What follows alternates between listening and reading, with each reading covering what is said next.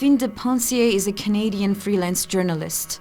After the Artsakh War of fall 2020, he went to Armenian hospitals and filmed victims of white phosphorus, both soldiers and civilians. During the war, Azerbaijani forces fired white phosphorus munitions over forests of Artsakh from October 29 to 31. According to Protocol 3 of the Convention on Certain Conventional Weapons, the use of airdropped incendiary weapons against military objectives within a concentration of civilians is simply prohibited. My name's dePencier. I'm an independent journalist from Canada. Shortly after the peace deal was signed, I booked a flight to Yerevan. I arrived here November 23rd. I was here until about December 16th, and now I'm back in the country finishing up a documentary about white phosphorus victims and the large number of international doctors who have come to assist in the treatment of those victims.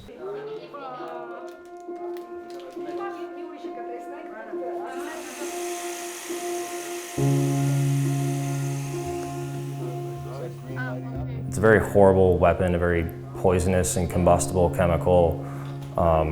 It's invariably used in a very sort of indiscriminate manner. It's not like you can make a precision sniper shot with a phosphorus munition, right? It's dropped out of a plane. It's going to cover large swaths of area. I quickly realized that the hospitals in Yerevan were sort of the new front line, and this is where many lives were on the line, either being saved or not. And thanks to a lot of these doctors, amazing medical professionals that I met, many more lives were saved. So in dePencier, there were about, I think, 15 soldiers still being treated for phosphorus. This is 3 weeks after the war, so wounds are still fresh. Many of them had second and third degree burns covering their entire bodies.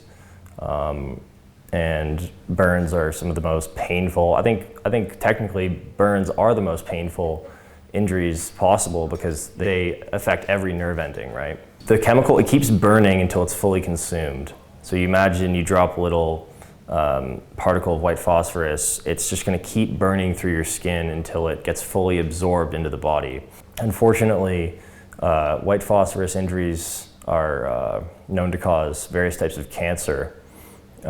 Later down the line. Once the chemical gets absorbed into the body, it causes all sorts of long-term health effects that are very hard to avoid.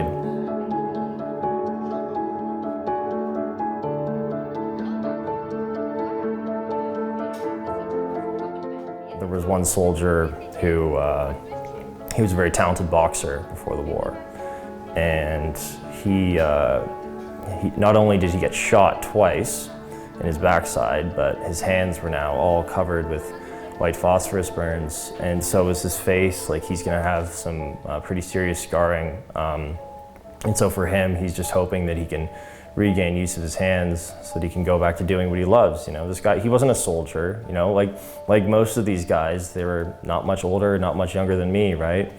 Some of these dudes were 19, 20, 23.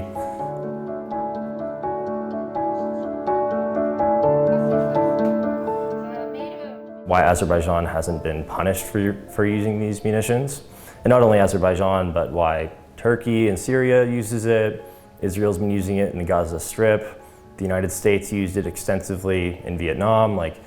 It's not, this is what in law is called inadequate deterrence, where the law in place doesn't really do enough to stop the perpetrator from committing the crime.